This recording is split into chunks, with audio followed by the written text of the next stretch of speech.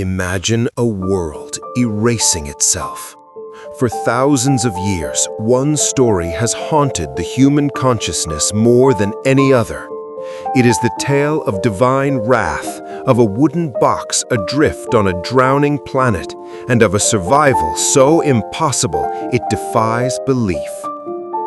But strip away the Sunday school illustrations, and you are left with a terrifying reality and a mountain of unanswered questions.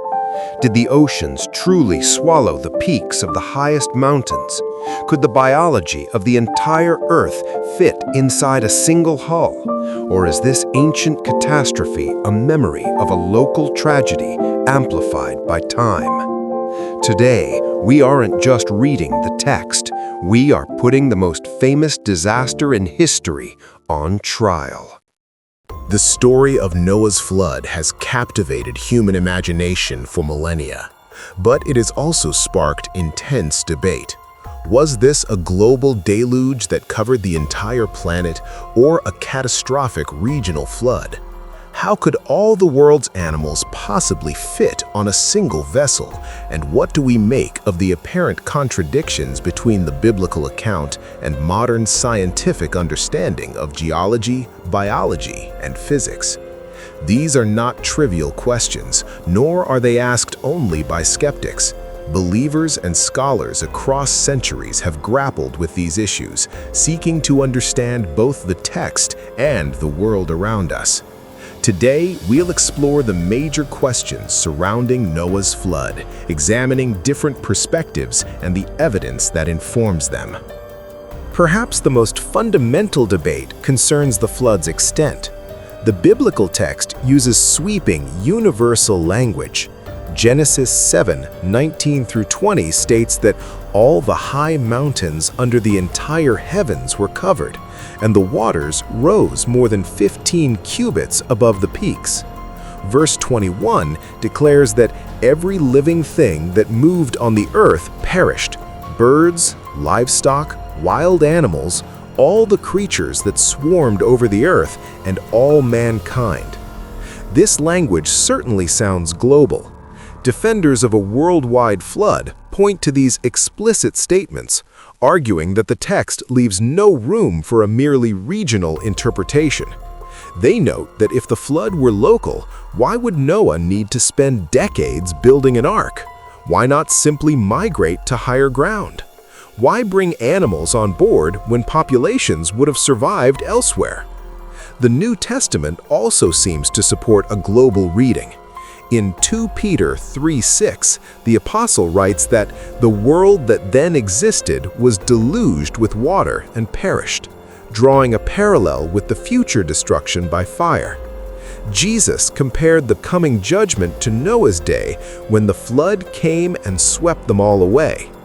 The universality of these references has convinced many that a worldwide flood is the plain meaning of Scripture. However, other scholars argue that the flood was a massive regional event described in phenomenological language, that is, from the perspective of those who experienced it. They point out that Hebrew words translated as earth and world often mean land or region elsewhere in Scripture. When Genesis 41 describes famine in all the earth during Joseph's time, it clearly means the known world of that region, not the entire planet.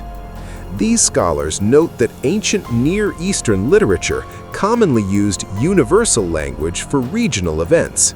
The known world to Noah and his contemporaries was the Mesopotamian region and surrounding areas. From their perspective, if this entire region flooded, it would indeed seem as though the whole world was underwater. Every mountain they knew would be covered. Every person they'd encountered would perish. Geological evidence becomes relevant here. There is indeed evidence for catastrophic flooding in Mesopotamian history.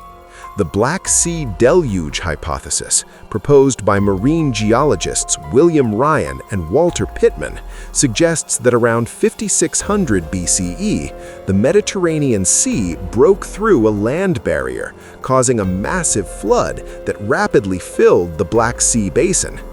This would have displaced thousands of people and destroyed entire civilizations.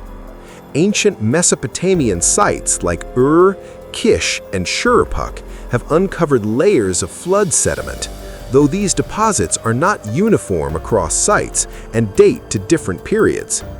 Ancient Mesopotamian literature includes multiple flood stories, the Epic of Gilgamesh, the Atrahasis epic, and others, suggesting that catastrophic flooding was embedded in regional cultural memory. Yet, here's the challenge. There is no geological evidence for a single worldwide flood that covered all mountains approximately 4,000 to 5,000 years ago. Ice cores from Greenland and Antarctica show continuous annual layers going back hundreds of thousands of years with no interruption from a global flood. Tree ring chronologies extend back over 10,000 years without break. Ancient coral reefs grew continuously through the period when the flood supposedly occurred. The sheer logistics of the Ark presents staggering challenges. Genesis 6:15 gives the Ark's dimensions as 300 cubits long, 50 cubits wide, and 30 cubits high. Using the standard cubit of approximately 18 inches, this yields a vessel about 450 feet long, 75 feet wide, and 45 feet tall, with 3 decks, providing roughly 95,000 to 100,000 square feet of floor space. Now consider the animal kingdom. Scientists currently recognize approximately 8.7 million species on Earth, though this number includes microscopic organisms. Even limiting it to land-dwelling vertebrates and larger invertebrates, we're discussing tens of thousands of species. And if we take kinds rather than species, as many creationists argue, suggesting Noah took representatives of broader categories that later diversified, we might reduce this to perhaps 7,000 to 16,000 animals, depending on how kinds are defined. But the challenges multiply from there. How were animals from isolated continents transported to the Ark? Australia alone has unique fauna found nowhere else. Kangaroos, koalas, platypuses, wombats. Did they swim across oceans? How did polar bears from the Arctic and penguins from Antarctica reach the Middle East? How did animals adapted to specific climates survive the journey and the year on the Ark? Young Earth creationists have proposed various solutions. Some suggest the continents were connected before or immediately after the flood, allowing migration. Others propose that God supernaturally brought animals to Noah, temporarily suspending their natural behaviors. Some argue for a much smaller number of original created kinds that contained the genetic information for all modern species, which later diversified rapidly through natural selection. However, this last point creates its own problem. It would require evolution at a rate far faster than anything observed in nature. To go from a few thousand kinds to millions of modern species in just 4,000 years would demand hyper-evolution that makes standard evolutionary theory look glacially slow by comparison. Then there's the matter of caring for these animals. 8 people, Noah, his wife, his 3 sons, and their wives would need to feed, water, and remove waste from thousands of animals daily for over a year. Carnivores would require meat. Specialized diets would be necessary for many species. The amount of food stored would itself occupy substantial space. Some animals require specific temperatures, humidity levels, or environmental conditions to survive. The waste management alone presents an enormous challenge. Thousands of animals producing waste continuously would create tons of manure daily. Without modern ventilation systems, the methane and ammonia buildup could be lethal.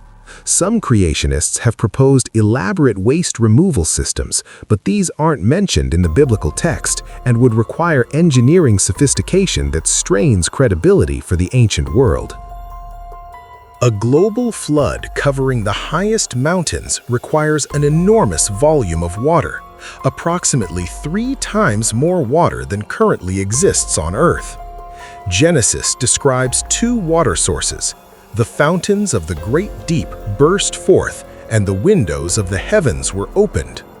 Where did this water come from, and where did it go? Some flood theorists propose a vapor canopy, a thick layer of water vapor in the pre-flood atmosphere that collapsed as rain. However, physics creates problems here. A vapor canopy containing enough water to flood the Earth would create crushing atmospheric pressure and unbearable heat at the surface, making life impossible before the flood even occurred. Others suggest the pre-flood Earth had much smaller mountains and shallower ocean basins, requiring less water to cover all land. The flood catastrophe then dramatically reshaped the planet, pushing up mountains and deepening oceans as waters receded. This would require geological upheaval so massive and rapid that it's difficult to model how anything survived. Some point to Psalm 104, 6-9, which poetically describes waters covering mountains, then receding at God's rebuke, with mountains rising and valleys sinking. Read as a description of the flood's end, this might explain water removal. However, the mountain building this requires would involve such tremendous forces and heat that survival again becomes problematic. The sheer logistics of rainfall also pose questions. For 40 days and 40 nights of rain to cover mountains, precipitation would need to occur at an impossible rate, roughly several feet per hour globally. This would be like standing under a waterfall continuously. The kinetic energy of water falling at this rate would be devastating, potentially destroying the Ark itself. Mainstream geology does recognize massive flood events in Earth's history, just not a single global one. The Missoula floods, for instance, repeatedly scoured the Pacific Northwest when ice dams broke, releasing Lake Missoula's waters in catastrophic pulses. These floods moved house-sized boulders, carved channels hundreds of feet deep, and created landscape features visible from space. The Mediterranean's refilling after the Messinian salinity crisis, about 5.3 million years ago, saw waterfalls dwarfing Niagara fill the basin. The English Channel formed from catastrophic flooding that separated Britain from Europe. These events demonstrate that catastrophic floods do occur and profoundly reshape landscapes. Ancient peoples witnessing such events would understandably consider them world-ending catastrophes. Whether one of these inspired the Noah narrative remains debated, but it's clear that flood catastrophes have shaped human experience. Beyond the scientific questions lies the theological heart of the narrative. What is the story teaching us? The themes are profound regardless of the flood's extent. Human sinfulness and its consequences. The narrative illustrates that evil carries real consequences. Moral corruption cannot continue unchecked. God's justice and mercy. God judges sin but provides salvation for those who respond in faith. The Ark is an instrument of grace. Covenant faithfulness. God commits to preserving creation and makes promises he keeps, symbolized by the rainbow. New beginning. After judgment comes renewal. The flood represents both ending and beginning, death and rebirth. Faith and obedience. Noah's righteousness stands in contrast to his generation. He obeys even when it seems absurd, trusts when he cannot see the outcome. For many theologians, these themes constitute the story's essential message, which remains powerful whether the flood covered the globe or the known world of ancient Mesopotamia. Perhaps the most honest approach acknowledges the tensions. The biblical text uses universal language and presents the flood as comprehensive.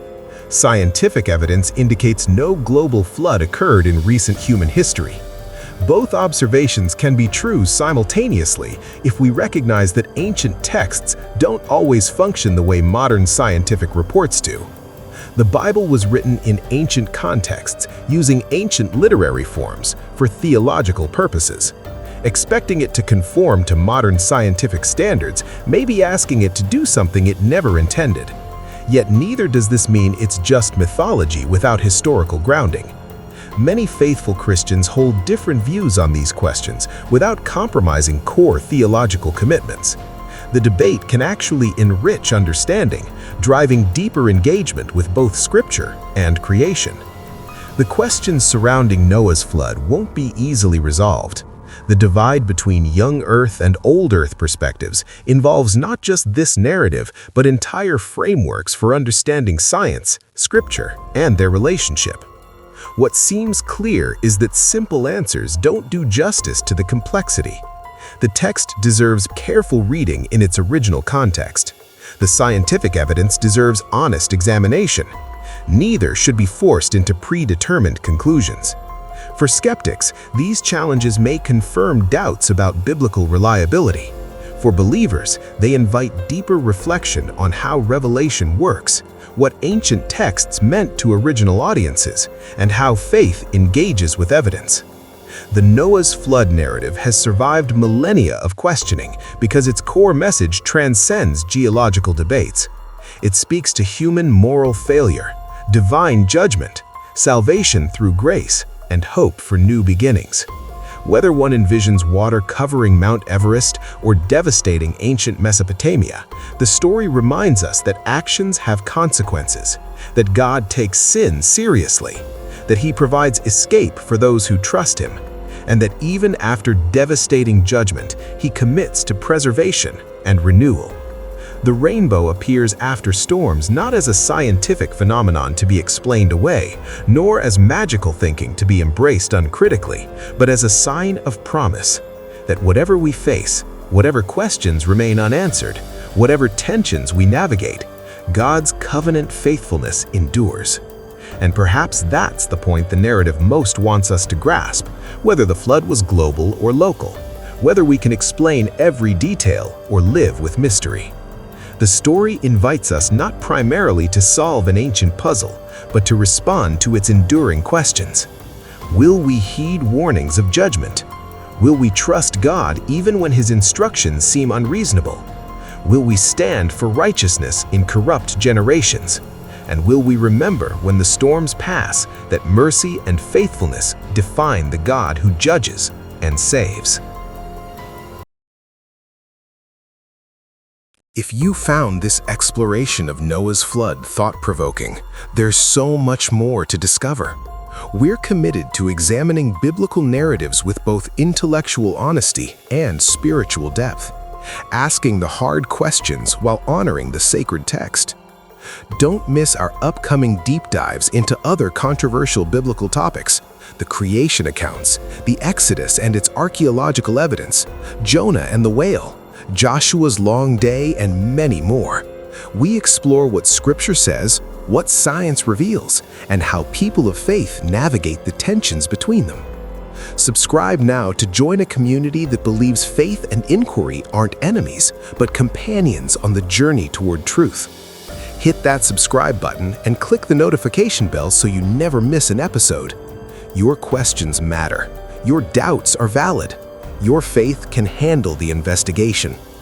Share this video with someone who's wrestling with these questions, whether they're a skeptic seeking answers or a believer wanting to understand different perspectives. Let's continue this conversation together. And in the comments below, we want to hear from you. What's your take on Noah's flood? Global or local? How do you reconcile faith and science? What questions do you still have? Let's discuss respectfully and learn from each other. Thanks for watching, and remember, seeking truth is an act of faith, not a betrayal of it. We'll see you in the next one.